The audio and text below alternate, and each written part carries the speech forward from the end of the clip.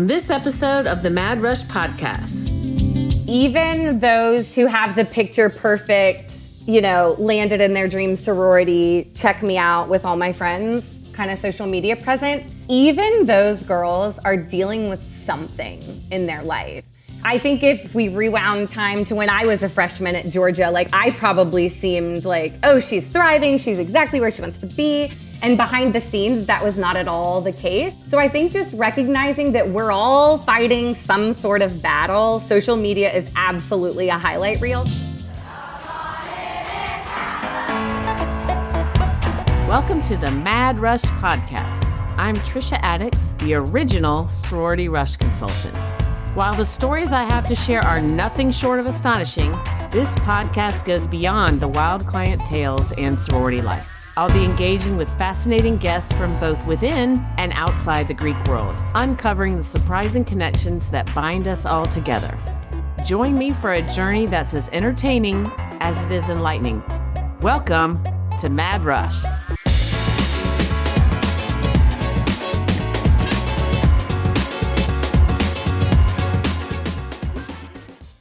Y'all, I am so excited. My book, The Rush Bible, is available for pre-order from Simon & Schuster. It's coming out next May, but you can order it now, and it's going to be great for anyone who's considering going through Sorority Rush. This is the book for you.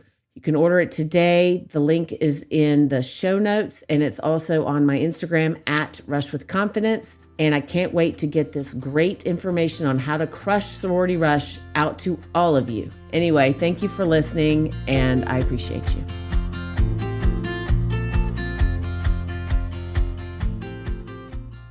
Okay, y'all, today I have a repeat guest, and the reason I have a repeat guest is because I'm obsessed with her. Turns out, someone that I have gotten to know through this Rush biz is someone that she babysat for years, and she's really close with this family, and they were not clients, but I'm also obsessed with them. Mm-hmm. And apparently their daughter just went through Rush at a school, and we will not name the school, and she had a great Rush, but I was talking to the mom most of the, through the week, and somehow it came out that you were over there. I was like, wait, what? So anyway, I have Mary Quarter Harrell today. She's an Atlanta realtor, a friend of mine. She's hilarious. She has been on my podcast before, and it was one of my very favorite episodes.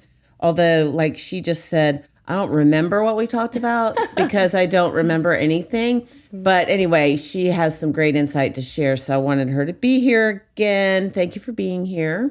Thank you for having me. It feels like hanging out with a friend. I've been looking forward to this all week.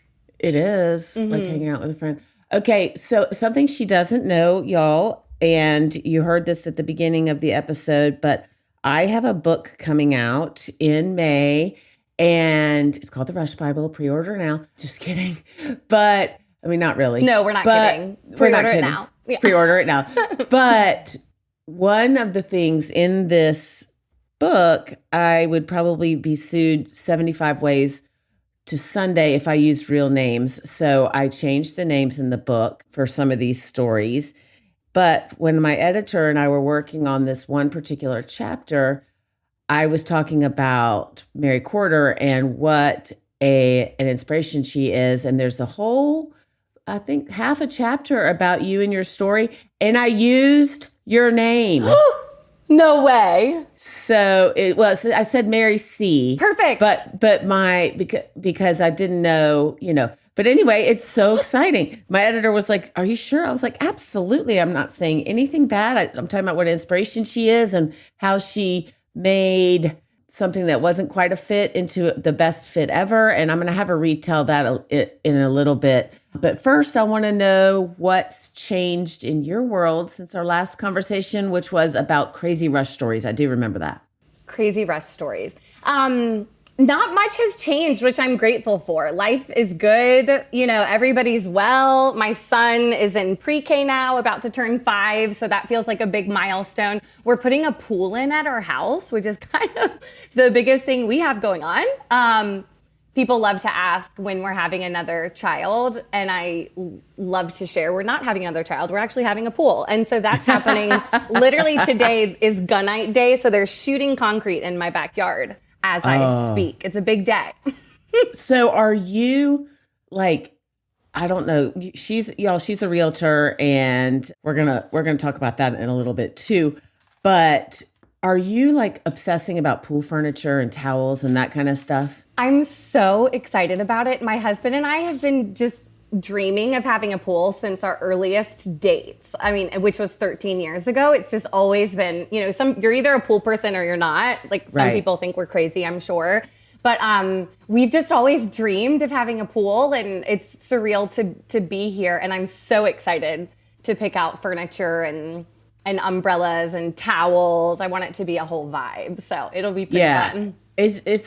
I'm obsessed with Serena and Lily. I don't know. Oh yeah. It's very expensive, but it's worth it. But yeah. I love that vibe for sure. But me too. In polar opposites of that vibe, when we got a pool at our house in Atlanta, I got a bacon float. Obsessed. It's a piece of bacon. Mm-hmm. Where can I get a bacon float? Oh, I'll get you one. I'm sure now. I mean, that was years ago, but I'm sure now on Amazon.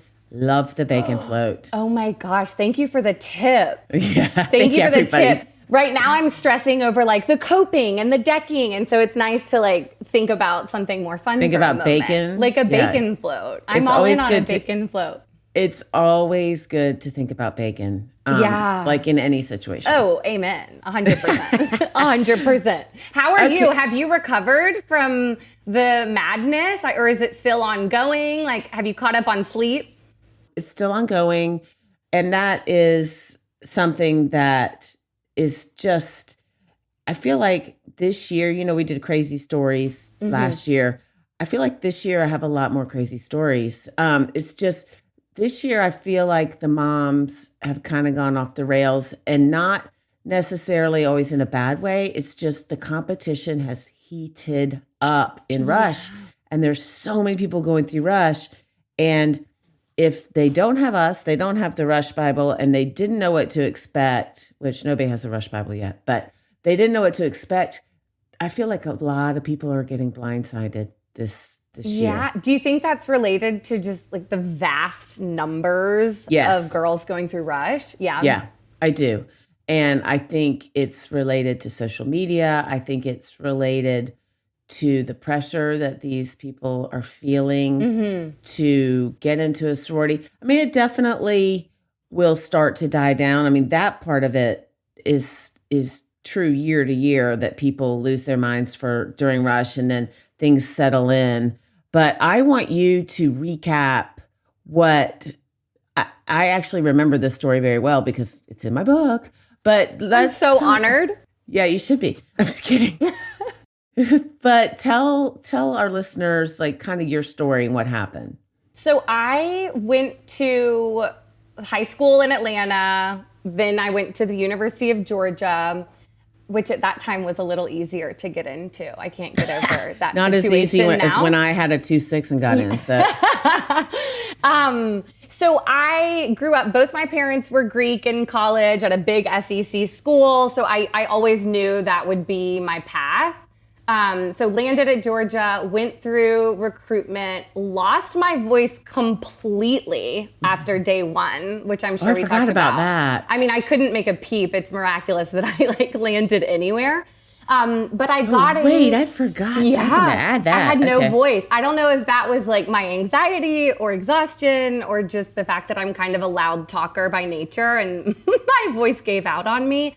But went through recruitment, landed in my top choice sorority. Like it was a very smooth process, landed exactly where I wanted to be. And then once I got in there, it's kind of like you're prepping for Rush and you're going through Rush and it's this roller coaster. And then the dust kind of settles and you're just in the pledge class now. And here are your friends. Here's your group. Here are the plans for the next month. And I had a hard time. I have great friends, but I've never been like a friend group kind of girl. And I think there are a lot of people that way. So when you're, plopped into a pledge class of 75, 80, I don't know the number. I just remember feeling overwhelmed. Like I didn't feel great. And it was a great sorority, great women. Like there's nothing negative I can say about it other than I just I got there and was like, oh my gosh, what have I done? Like I've never been one to like feel my best in just massive groups of people. I'm kind of more introverted and more one-on-one in my relationships. And so that was a real hurdle for me. Just, it didn't feel how I thought it would feel. Right. So what did you do then? So I didn't go to everything, which I think is nice for people to hear, moms who are listening, women who are in sororities. Like, you don't have to go to everything. And in fact, for some people, it can feel really good not to. When I think about like my social battery, and I think we all have a social battery, like there is a limit to how much we can handle socially.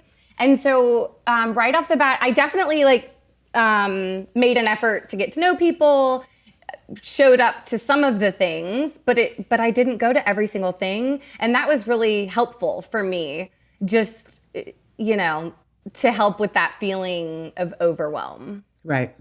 Yeah, that makes sense. And it's interesting because no one believes me when I say this. I'm not an introvert, and I don't think you are either, mm-hmm.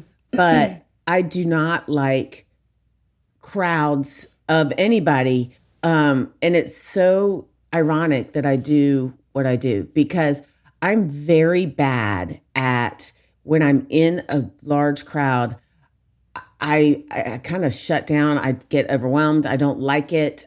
But if you put me in a room with like just you or 3 other people and I can really get to know them, then that is my jam. And totally. And it's people are like, oh, that's not true. You're great at small talk. And I'm okay at small talk, but I don't like it. I don't like it. I don't like surface level stuff. I don't like big, loud groups. It's too overwhelming to me. It's a lot. And I can remember like in the earliest weeks of my freshman year, how good it felt just to be one-on-one with a friend from high school who's not in my sorority, maybe not in any sorority. But it was just so nice to have relationships, even just 1 or 2 relationships outside of the rah-rah.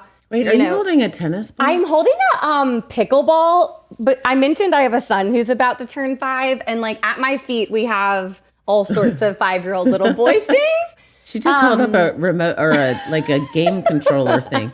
Like she's in the middle of talking and she's like waving this yellow ball around.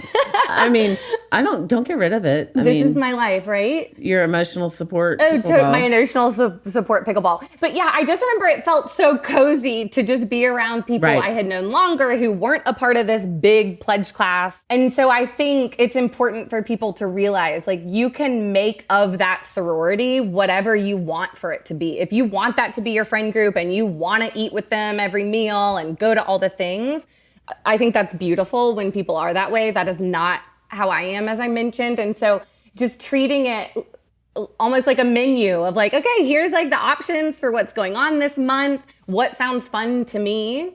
And that was really helpful for me. Yeah, that's a really good perspective. So you decided to get involved in Panhellenic. How did that happen? Yes. So honestly, I wanted to get out of Rush. I did one rush, from inside the house my sophomore year. And I was like, oh man, this was a lot. It was fun for a one-time thing, but I was excited to explore something different for the following years. My birthday also lands right in the middle of Rush. So some of it was probably that too. Like let's explore something else. So I decided to become a Gamma Chi, which is a recruitment counselor for a group of girls going through Rush. And it can be called any combination of Greek letters at school. It could be a Pi Chi, a Gamma Chi, a Rho Chi. I actually saw somewhere, maybe Samford, it's a something theta, like a Phi Theta. That was new to me. I was like, we had a Samford client. I was like, wait a minute. That's That's an interesting. But anyway, she's talking about the person who is your the P&M's counselor, which is the people going through Rush during Rush. During Rush. And I loved it. I absolutely loved it. I feel like it felt for the first time like I had kind of found my place in the Greek world. And then after that decided, hey, maybe I'll just be on the Panhellenic executive board. Hey, maybe so. Yeah, it's one of those things where like I just kind of went for it, and then it was a huge time commitment. But absolutely, without a doubt, the highlight of my time at Georgia. I loved being involved in that way and just like having friends in lots of different houses and just kind of finding my own thing felt really good. Yeah, that's awesome. So I got and I've already talked about this month on my podcast, but I got an email from someone who was talking about her daughter and how Greek life helped her in her professional career. And so you have this incredible career in luxury real estate. So what lessons from your Panhellenic leadership days do you still use in business? I love this question. I can remember when I decided to apply to be on the Panhellenic board, I skipped Georgia, Florida to write my speech. Oh, that's strong. Which is strong. And it's like so me. Like I was thrilled to get out of staying in a house with 15 people. So I just stayed back to work on my speech. And I can remember in my speech talking about how on the one hand, I'm like a team coach. Like I'm a leader. I can rally the troops. I'm organized. I'm a motivator. And then at the same time, I'm like the team mom. Like I'm a listener. I make people feel safe and supported. And I remember so vividly talking about that in my Panhellenic speech. I'm the team coach and I'm the team mom. And I think that combination serves me really well in my role now as a realtor because, I just had clients tell me last week, you make us feel so confident, which is like the best compliment you could give me. You know, whether you're, buying or selling a house for the first time or the fifth time, it's a massive transaction and you want to feel like someone is like holding your hand, leading you with, utmost confidence and care. And at the same time, like listening to you, hearing you, validating your concerns. That correlation is very strong. Yeah. So it feels very related to what I'm doing now, just in the way I'm interacting with my clients. And, similar to any group of people, like people are all different. People have different needs, different communication styles. And that has certainly served me as well, because I feel like I have a strong emotional intelligence and can pick up on what other people need from me in order to provide the best service. I agree with you on that. Mm-hmm. Yeah, and you definitely do that for sure. Thanks. So obviously rejection is a part of everything. Mm-hmm. So how do you handle rejection, whether it's in rush, job interviews, business or transactions, Yeah, I think when I think of rejection, I think of the fact that like in order to live a full life, there are highs and there are lows. And without the lows, there is no high. Right. And so I think just like zooming out and keeping the big picture in mind, in real estate, there are multiple offer situations quite often, more than most people would believe. And when clients lose, which sometimes they do, it's just like zooming out, recognizing you will land in the right house. It might be a journey, but every step along that journey is one step closer to home, and we will get you home.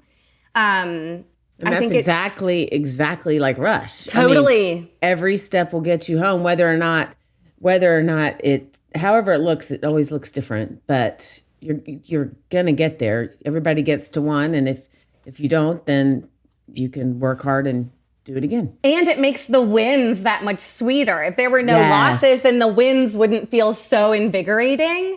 And I'm lucky that there are more wins than losses. So it's just, keeping expectations and everything in check for everyone involved.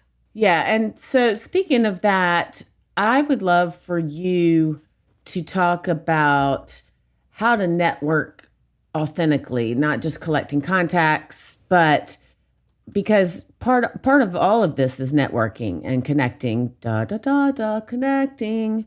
Buzzword. I should be like Andy Cohen on Bravo. If you're 21 and over, every time I say connecting, you drink. Totally.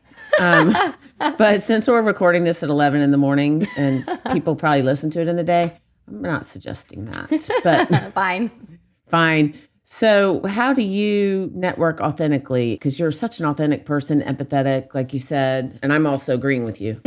Thank you. I would say like one-on-one for me creates the deepest connections, the fastest. You know, being like I mentioned, my son who's in preschool, there are a lot of like preschool mom hangs, and I'll go to those when I can. But I find it so much easier to connect with people just at coffee one-on-one, at happy hour one-on-one. And so I think, you know, it's being intentional about creating those spaces with other people, and also just listening and asking thoughtful questions. And if they mention, you know, some upcoming thing they have going, following up in a few weeks to say, hey, I know you had that appointment. How did it go? I'm thinking about you. I think goes a really long way. People just want to feel cared about. And I think like number one, it's just the one-on-one in my experience. Yeah, I think that's great. And something you just said resonated with me. You were talking about coffee one-on-one. And if someone out there is feeling overwhelmed when they're in the sorority, I think you can always ask a member of exec or an older person just to have coffee with you and, you know, explain how you're feeling. And that will help you always, you know, sort of find your path when you're feeling overwhelmed, like we said. And so that's also a good point. You know, the one-on-one thing when you're feeling overwhelmed in a sorority is a good way to get over that feeling. Totally. And picking a coffee shop that you're excited to try, or a lunch restaurant that's on your list that you've been wanting to check out. Like, I feel like if you're in a position where you've just moved out of your family home, you're in college, living with another person in a shoebox, and you've landed in a massive sorority, like just kind of thinking about like, what are the places in this college town that I'm excited to check out? And who's one person I could invite to go do something? So conversely, what is a big mistake that you see young women make when they're trying to build their networks? Like you're saying what is a good way to do it, but what are some mistakes you've seen? Not writing thank you notes. Like if you're reaching out to someone who's like, you know, a stage ahead of you in life, 2 stages ahead of you in life, because you're wanting to pick their brain about an industry or a job, I just think it goes so far to really express sincere gratitude for their time. Yes. And to listen, like just to make it a 2-way conversation. You know, I think asking thoughtful questions goes a really, really long way. And then just expressing gratitude, even a text the next day. Hey, I so enjoyed hearing about you and your job. Like, thank you for all of your advice. Just something. Because that not everyone does that. No, and that's what I was about to say. It really does set you apart in this world to show gratitude. I did a speech there's a program here for low-income kids, and I was trying to teach them how to have lunch with executives at these companies, like showing them where the fork goes. I mean, I'm the furthest thing from an etiquette coach, but that's what basically I was doing, because I guess they were confused about me.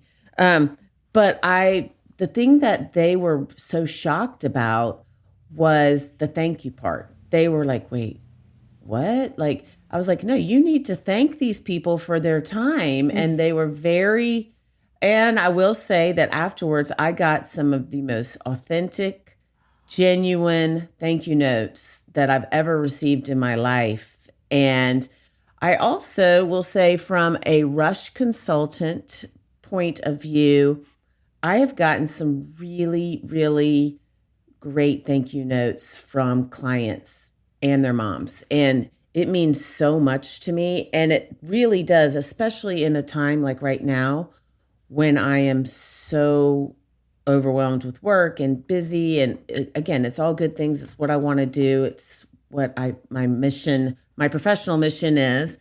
But it can be a lot sometimes, like I said. And when someone at the end, regardless of, what their situation is, just says, thank you for your time, it means the world to me.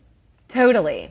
And those are the people you'll be inclined to help with something down the road. Yes. Because they made an impression on you now. So it definitely comes back around. And I think for the, fresh out of college, still in college, like those who are networking as they embark on a career, that's a great way to set yourself apart. And there are also so many groups now. Like I know in Atlanta, there's the ATL Girl Gang and some organizations where you can kind of get plugged in or go to different events and, just showing up if you have the bandwidth to events like that and just with the goal of meeting one person and friending them on Instagram. And now you're connected to one more person.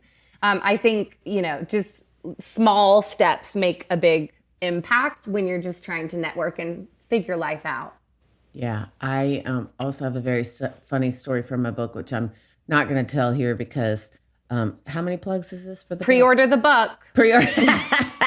But I have this story about someone who, and it's actually hilarious in such a way that I was like, when she told me that this was her interaction, she wasn't listening in this conversation. And so, not our conversation, but in Rush, she was not listening to this conversation or to what the person was asking her. And she completely blurted out the most absurd thing. And I was like, okay, I'm not a miracle worker. Like, I can't fix that for you. Come on. I was like, but so it's really important to, like you said, listen. I think that is so important. And don't go in with rehearsed in your head, okay, I'm going to say this, because it rarely makes sense. And then like this person, she blurted out the most absurdly insane thing. Instead, she was thinking about what she was going to say before she got into the conversation. Conversation had nothing to do with it. And then she was like, blah, blah, blah. Oh my gosh, like a brain fart. Yeah, kind exactly. Of thing. Completely. Yeah. So, okay. I think that I would love for you to end this on just a little bit about not crazy stories, but I'm going to change that. I would like to end this on how you handle comparison culture in social media and in life, because I'm seeing a lot of people, they're like, oh, all my friends got this one sorority, or all my friends got their top choice. And it's so important to not do that, because everybody, like you have a unique journey. Like you got into your sorority and found that the big group setting wasn't for you. But if you've been comparing yourself and the way you were feeling to all the people who that is their jam, that could have been a disaster. So how do you feel about that? Totally. I would say even those who have the picture perfect, landed in their dream sorority, check me out with all my friends, kind of social media presence, even those girls are dealing with something in their life. I think if we rewound time to when I was a freshman at Georgia, like I probably seemed like, oh, she's thriving. She's exactly where she wants to be. And behind the scenes, that was not at all the case, as we discussed earlier. So I think just recognizing that we're all fighting some sort of battle. Social media is absolutely a highlight reel. And if it's really impacting you in a significant way, just take a break for a couple days. Just delete the app. Give yourself a minute. And know that like everybody's got something going on. If I deleted the app, I would never get it back because I don't know my password. I'm very scared about that. No, totally. I recently lost one whole email address, like can't get into it. And so that's a good note for you listeners. If you're emailing me and I'm not responding, that's because I'm not getting your emails anymore. But yeah, like that, I honestly didn't know she existed until this Rush season, but Kylie Darnell, I think is her name. She was the influencer who took a break from social media during Rush because it got overwhelmed. I was so impressed. Same. And deleting an app for an influencer for a few days is a big step. I mean, it wouldn't matter for most people. You know, people wouldn't miss me if I didn't post for 3 days, but that was a big step for her, but she took care of herself. And I think it's so easy to get sucked into the wormhole of just like doom scrolling. I do it. I hope you do it. And it's not just me. I think we all do it. No, sometimes. I'm perfect and I don't do that. Love that for you. But you can just get sucked into this vortex no matter who you are. Right. How old you are. Like that's how the app is designed. And they've done a beautiful job keeping us engaged. And so I think too, just like when you can catch yourself and you can just cut it off and go for a walk. Right. I think that's always a good choice. Absolutely. But yeah, everyone's dealing with something, and social media is a highlight reel. Take a break if you need to. Take a break. I used to have a friend that was their code word for their dog. Like when their dog was doing something, you know, our trainer said, leave it is what we say. But she said, take a break. And so the dog would just go and take a break. So take a break.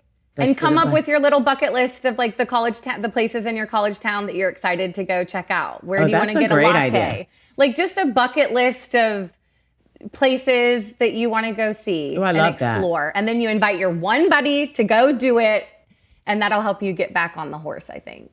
Absolutely. Mm-hmm. Okay, so y'all, you can obviously tell that she is smart and listens and confident. So speaking of plugs, wait, did I tell you I'm writing a book? I wrote a book. I can't wait to read it. She's in it. So yeah. So speaking of, she is a realtor. This is not a commercial podcast, but I would love for you to just talk about real quickly where you have listings. If you guys are thinking about Atlanta or the surrounding areas, she is amazing. I would be so honored to connect if anyone out there is looking for help buying or selling. I live in historic Grant Park. I work alongside my mom, Betsy Marr, who lives in Chastain Park, which is where I grew up. So we have a really unique, near you. So we have just a great reach geographically. And we work in all areas of the city. We have 4 great listings coming: Morningside, Big Canoe, Buckhead, and Ormwood Park. So if you follow me on Instagram, I would love to see you there, and I'll be sharing all of the details in the coming weeks. What is your Instagram? It's Mary Corder, MaryCorder. I also love to share books. I'm a big reader. So if you're into books and houses, what's your favorite book? What's your favorite book recently? Broken Country was so good. I joke that I'm like in this season of heartbreaking historical farm fiction, which is not my usual vibe at all. But somehow I just keep reading these like heartbreaking historical fiction kind of books lately. And Broken Country, I mean, it has almost ruined reading for me now because nothing I read even comes close to comparing. So I recommend that one if you're looking for something that'll suck you in. So I could not get into that. And I'm also, really? I feel like every 7 years, or maybe it's 10 years, your palate changes. Mm-hmm. My book reading, what I like, has also changed. But my book club read Broken Country, and I was the only one who was like, yeah, I couldn't do it. But anyway, everybody else loved it. So I think timing is everything with books. Like maybe you just read it at the wrong time. Maybe that wasn't what you wanted in that. I don't know. I have a theory that's a good timing issue sometimes. Yeah, that's a very good point. All right. Well, I will not make you do a hashtag OOTD because you just basically did one, but I'm so grateful you were here, and I want to do it again. Is that greedy? No, I'm so in. I love chatting with you. I'm so honored, and I think you're just amazing. So thanks for having me. I think you're amazing too. Awesome. Thank you for being here, and give that little delicious boy a kiss for me. I will. Good to see you. Good to see you too.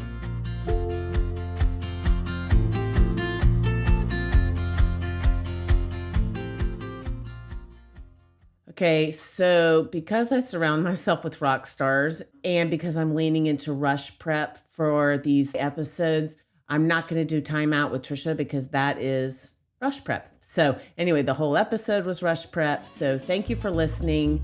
In the meantime, check out my Instagram at Rush with Confidence for more tips. See you next week.